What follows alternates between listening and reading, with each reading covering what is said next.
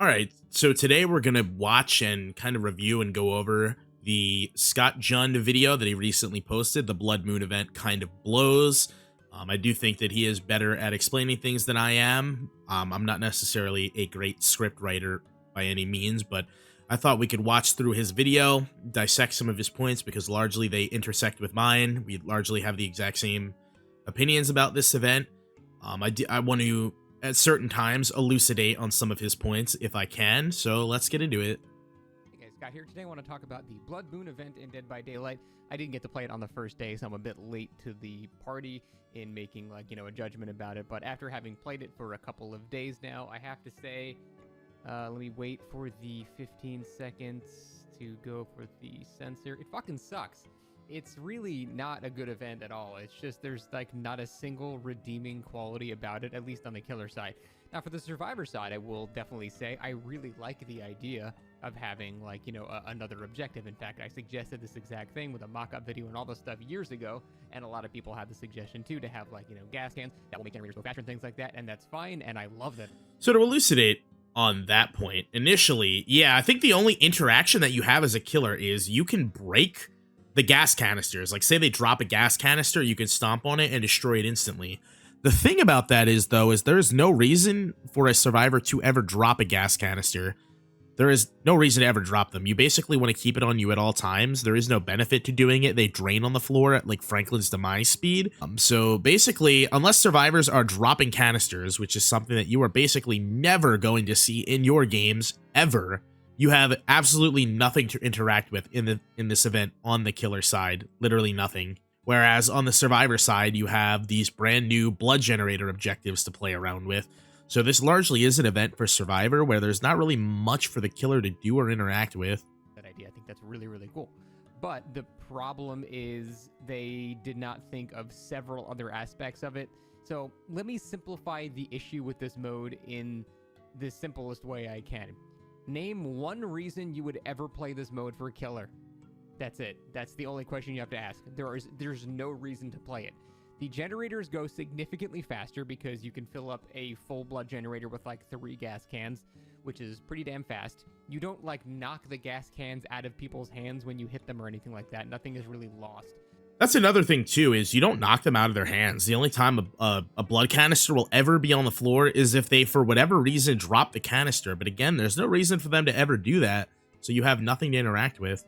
There is no ability to use slowdown perks, at all. So you're just straight up running no slowdown, other than niche things like No Way Out that don't involve generators. But and to backtrack a little bit here on one of his points, yeah, I think he did make a mock-up video on this 4 or 5 years ago, and this has been something I've been hearing people discuss for about half a decade, or almost since the game came out, actually, is having the blood canister, blood gen equivalent, filling up a generator with gas, as opposed to just sitting there and holding M1 on a generator, because nobody finds that engaging, right? People want something more interactive. Because as it is right now, the only thing engaging about Dead by Daylight is the chase aspect of the game. The thing about these blood generators, or what people were thinking of, about 9 years ago when the game came out, more interactivity, would be grabbing gas from a gas pump, depositing it into the generator. This is something that I've heard for many, many years, almost a decade now. And yeah, it is a good idea. Their implementation of it was very rough, though,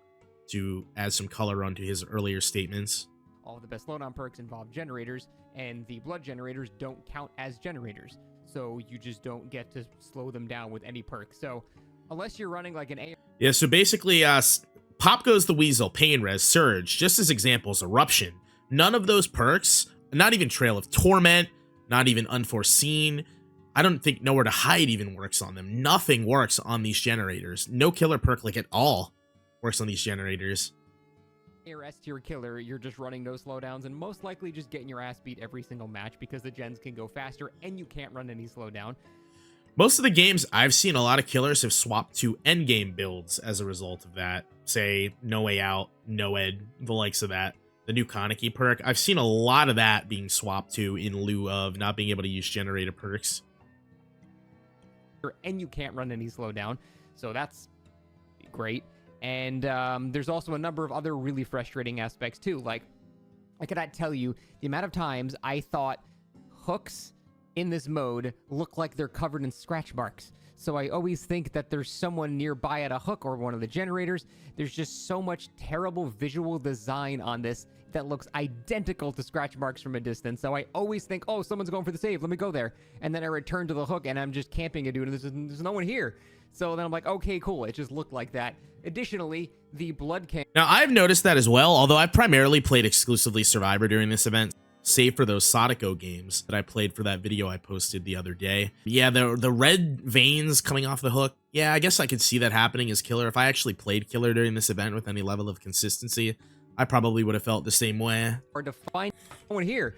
So then I'm like, okay, cool. It just looked like that. Additionally, the blood cans, when they're being carried around, leave blood on the ground, so I'm being gaslit half of my games thinking that there's a survivor nearby, but they've been gone for 25 seconds. It's also... That's another thing I've noticed too. For whatever reason, blood canisters in this game mode leave like indelible blood on the floor that lasts like 30 seconds, whereas a regular injured survivor, their blood is only on the floor about 10 seconds. But for whatever reason, as he just mentioned in this video, blood from the canisters lasts like half a minute on the floor. It's really peculiar.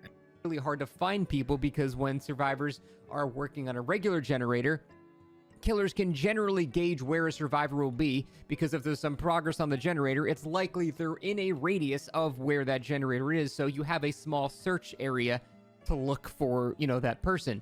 With the blood generators, it's a drive-by. You just go dump blood in and then you fuck off somewhere. So if you see a blood generator at 66% or something, there's no guarantee anyone's nearby. You might spend 30 seconds looking for someone that's halfway across the map because they filled it up, you know, a minute and a half ago. So that leads to immense frustration as well. And yeah, I just... Yeah, pretty much as you just said here, you know, if that generator is at 66%, that doesn't mean anything because anybody at any time could have just drove by and dumped it in, which means there's no real commitment that they have to that generator, which means they could be anywhere. If the blood pump is like halfway across the map, and that likely means they're already gone halfway across the map, filling it back up, and probably going to show up here at some other time. Whereas for regular generators, those usually require a lot more commitment, right? Like say a survivor has a gen at 60, 70%, you know they're typically going to be in the area because that gen is almost done and they don't want to lose the time they committed to that generator, so they will likely be hovering around to get back on that generator to finish it. That's the sunk cost fallacy. If you dump that much time on a gen, and it takes 90 seconds to complete a gen, and you've completed about 70 seconds of that 90, you're going to want to finish your commitment. You're not going to just walk away like with these generators, where they have no real commitment required to them. They're a quick drop into the bucket there, and then you're gone. You're halfway across the map. Hearing a blood generator have progress means almost nothing. Really boils down to the single question for Killer: why would I ever play this mode? There's not one good reason to do it. It's not even like the bonus blood points are tied just to this mode. They apply to the regular mode too. Killer queues are longer. The gens go faster. You can't run slow down. You're gaslit by the fake scratch marks, by the fake blood on the ground. It's just why? It's just killer torture. There's not a single... I don't know what the fuck they were thinking making this mode, and they just decided to make half of the killer shit just not work. Fucking Pig just doesn't work at all. Like, Pig's traps don't even turn on because they're not considered real generators. Like, there's... Strangely enough, well, not strangely, but I did mention this in my other, like, more dedicated video towards this topic, but these generators in this game mode, they're definitely a beta for what is probably going to come in the future, but it's really weird that their first rough draft implementation is just in an event that they're trying to hype up as like some major thing that they want you to play. Yet this is what you get, like a rough draft of something that is going to be coming in the future, and it's a really rough draft for Killer right now. Half the Killer perks don't work, and as Scott mentioned, Pig's traps do not proc on the blood gen, to my understanding. I haven't actually played Pig during this event, and I think I've only encountered one Pig, and they were running Amanda's Letter, so they didn't even have like any real amounts of head traps. So I couldn't even really speak on that, but I've seen so many people say it that I doubt it's a misconception.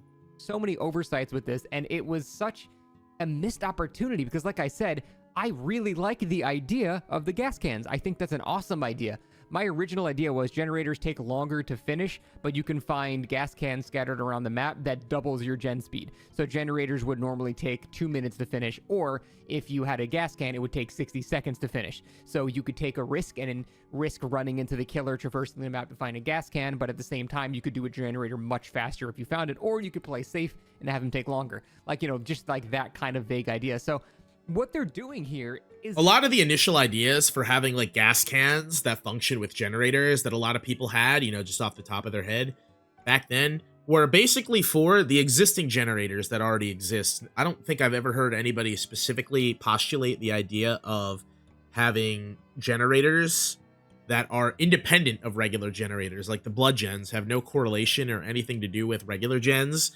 Functionally, they're basically a completely different objective, one that's simpler, albeit. But I don't think I've ever seen anybody specifically mention an equivalent to the blood gens. Most of the ideas were largely just for regular generators, and then being able to pump gas into them. Shell of something really cool, in my opinion, and I think it's a really good idea, and I think a lot of what they're doing is testing right now if this is going to be a successful idea. I have no doubt on some back end here, they're looking at the data to see, is this a cool strat? Is this a cool strat for making our game? Should we have more objectives like this? And that's probably half the reason that they're even doing this. But they just need to... Yeah, not to beat a dead horse, because I've said it like 4 or 5 times in this video already, but yeah, it's going to be a beta of things to come. I wouldn't doubt by probably the end of this year, maybe early next year, we will see some implementation of these blood generators, or an alternative to the regular generator formula we've had for the last 9 years will be implemented into the base game at some point. You know, fix the fact that half the shit in the game doesn't work with the mode. And it's a simple fix, just make them count as regular generators. Solved. Now suddenly, everything is fine, killers can run perks they want to run. It's not like survivors are limited, and it's true survivor, you know, generator perks won't apply to these as well. But survivor generator perks are 10 times weaker than killer generator perks. What are you going to prove thyself? Ooh, you do the generator 4 seconds faster. That's crazy. Like, it's not, other than like, you know, crazy niche, commodious toolbox, hyper-focused, stakeout, like ridiculous builds that frankly nobody runs. The survivor perks pale in comparison in terms of, you know, generator speeds, as they should, by the way, because there's 4 survivors. They should be much weaker than killer perks. That's just, I mean, it makes sense. But, you know, a survivor being denied gen perks is nothing. If anything, it would be more equivalent to a survivor being denied exhaustion perks. Exhaustion perks are more on the same level of strength for survivor as, you know, regression perks and slowdown are for killer. It's the same tier of importance. So yeah, that's largely what I would say. I've seen some people comment on my other video about the generators that survivor perks don't work on the gens, like Prove Thyself, Deja Vu, Resilience don't work on the blood gens. And it's like, I just think that's coming from the wrong place, because really the largest equivalent is just the strength of exhaustion, the time that gets added to a chase with exhaustion. Like, say somebody would have went down, but they have a dead hard or a lithe or a sprint burst that they have at 99. Instead of going down, now extends the chase by 20 or 30 seconds, while 3 other survivors are spread across the map, pumping out 3 different gens during that chase interaction. Now have an extra 30 seconds, or 20, 30 seconds, whatever the timing is, to pump out their generator, instead of having to worry about unhooking that survivor because of the time added on by the exhaustion. That's more of a closer, proper similarity to the regression of a killer's perks, right? Like, you hit a pain res on a gen, 20% is wiped off the gen. That's roughly equivalent to the time added onto a chase from like a dead hard or a sprint burst that's 99, or a lithe, or just an exhaustion in general. Somebody drops from a second story, and instead of dying, they now get halfway across the map and they're at all brand new setups to run through. Oh, imagine if this mode denied you of all your exhaustion perks in Survivor. I'd feel like shit, wouldn't it? Because those are like cornerstones of almost every single build. So for me, I have not ran exhaustion since I think 2019 when they changed balance landing. So for me personally, this wouldn't be an issue if balance landing or any exhaustion just did nothing. It would be no different to me, because I have not ran exhaustion in about 6 years. So that's basically the reverse scenario if you only play Survivor, to look at it from that side. We rely on slowdown perks as much as you guys rely on exhaustion perks. That's pretty much the same level of importance to builds. So yeah, that's why it feels terrible as killer. As Survivor, I'm sure it's fine. But yeah, I played this mode. I did the first page of the tome. I'm not going to touch it again until the second page unlocks. Quickly go through it. I'm just playing it as little as possible, because yeah, they really just drop the ball entirely, and it's such a shame because it's so easy to fix too. Just make him count as normal gens. We're golden. So I will say, it did hit a lot of the same beats that I did. This event is, as I said in my other video, completely undercooked in regards to how these generators work. As of right now, I've played about probably 20 hours of Survivor in this game mode. I mean, it's fun when I'm in a 4-man Swift during the event. Even with Kaneki, I don't think Kaneki is really that broken versing him. Like, anytime I'm versing a Kaneki and I don't go down, I'm just thinking to myself, Blight would have downed me there, because Blight would have. A double speed Blight just outpowers Kaneki. As annoying as the first hit, and I do think the radius of that should be tightened up a little bit. Like the insane radius of getting hit around corners, because the latency or ping differential of the Kaneki hitting you around the corner. Yeah, that's really annoying. I do hope that gets changed, but that's not necessarily the topic of this video. I do think that, yeah, this event blows, but I'm glad that it exists, because the implementation of those blood gens is probably something that will come in the future. As I've stated before, it's more engaging to run around the map looking for blood pumps and then depositing it into the generators. Even if the idea isn't implemented extremely well, it's more engaging than just sitting on a generator holding M1 for 90 seconds, periodically shifting your mouse to see if the killer's coming. That's not very engaging. Nobody finds it engaging, and I'm just glad to see that even through the rough draft, that something is likely coming in the near future. Anyway, let me know what you think of these in the comments below. And yeah, that'll be it for this video.